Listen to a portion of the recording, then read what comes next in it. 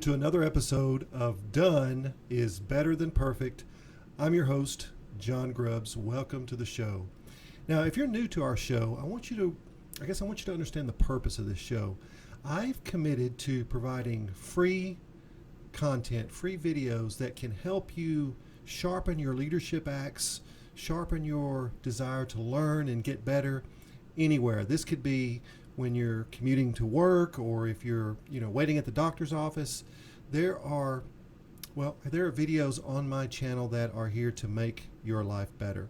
And as a person who loves to learn themselves, I think it's wonderful when we have all these pockets of time in our normal routine that can allow us to get better at being human, to be better at this thing we call life. So before we start with today's show, I wanted to share something with you that's in the news. Now, folks, you just can't make up real life. Follow along with this. Domino's Pizza for Life promo ends after hundreds get their logo tattooed. Few countries can garner as much funny news in a single year as Russia, which could very well be the Florida of Europe. This was exemplified when a Russia branch of Domino's Pizza Company sorely underestimated their consumers when they released a free Pizza for Life promo on August 31st. The offer promised 100 free pizzas yearly for 100 years to anyone who got the company's logo tattooed on their body. Domino's was ultimately forced to end the promotion early because too many people took them up on this offer.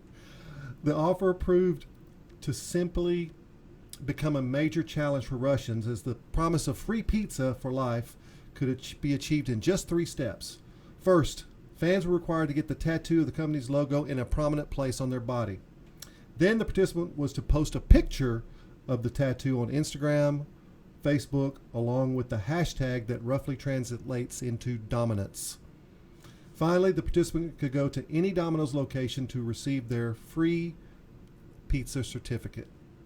The promotion was initially intended to run for just 2 months through October 31st, but just 5 days, 5 days, more than 300 posts of tattoos with the promotional hashtag went up on Instagram alone.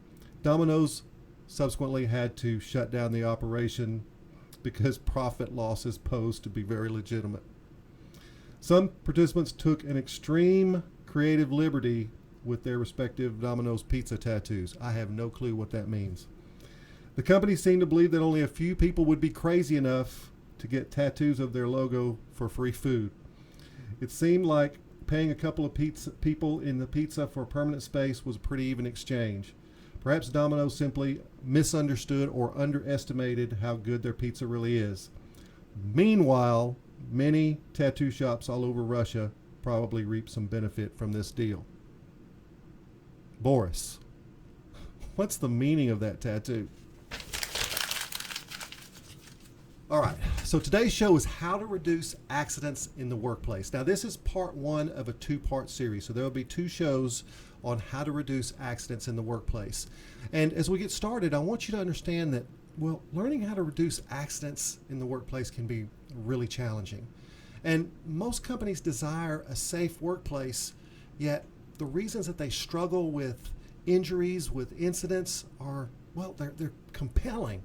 And many organizations believe that the disease of injury is a superficial issue rather than a comprehensive infection of leadership in the workplace. So the psychology gets very tricky. People don't desire to be injured, yet accidents continue to occur. Why? Well, risky behavior is much more complicated than most managers realize. It's a complex reaction in the workplace that results either in in good leadership or bad leadership. And I've determined that there are some common things that, we just can't ignore if we really want to eliminate or reduce accidents in the workplace. So there are 7 observations that I'm going to share with you in this 2-part series. And number 1, most companies address risky behavior rather than the human reason behind the behavior. So what does that mean? They treat the symptom rather than the disease. If you treat the symptom, you never cure the underlying cause. And the most common reason I get for people saying that they utilize risky behavior is that they want to get the job done.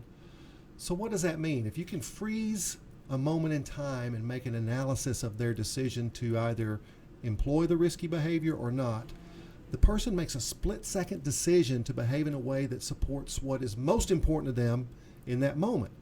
And if it's to get the job done, they're going to make a decision to get the job done rather than take the extra time to go through a safety procedure or a step. And here's the big thing. This is why leadership is such a major contributor to injuries in the workplace. If a supervisor constantly tells people to hurry for production, while occasionally mentioning safety, the dominant stimulus is what's going to guide the behavior. They're going to take the risk to get the job done.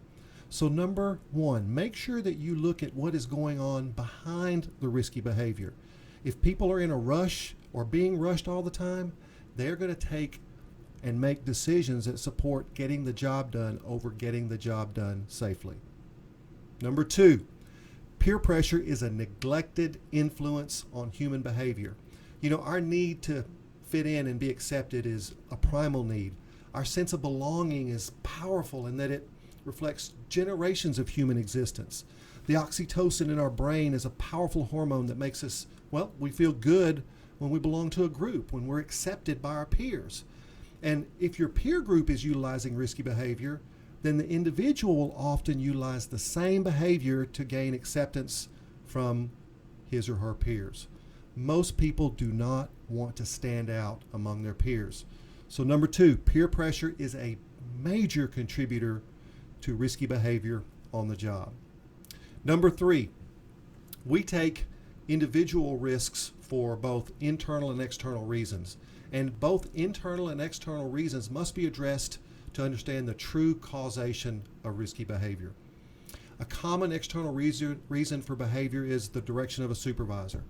If the supervisor directs us to do a job in a certain way, we're normally going to follow the direction of our boss. It's just normal human behavior.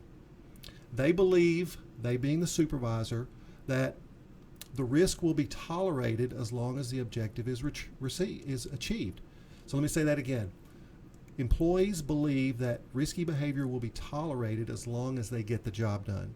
That's the external reason for risky behavior. The internal reason for risky behavior can be as simple as relief from stress. You know, I'm super tired. It's the end of a 12-hour shift. I'm hot because it's 110 degrees. I'm going to take this risk so that I can relieve this struggle that I'm going through. And maybe it means I just get to go home if I get this job done. And I'm willing to take a certain amount of risk in order to make that happen. So we have to look at both the internal and external reasons that people utilize risky behavior. Now, we've come to the end of part one. When you come back for part two, we're going to discuss the psychology of work in more detail. We're going to talk about the power of consequences and how difficult it is to get people to change their behavior. And we're also going to finish up with probably the most important one. I don't want you to miss this, the way we each perceive risk. So don't miss part two. Understanding why accidents happen in the first place is the most critical step to prevention. You don't want to miss this.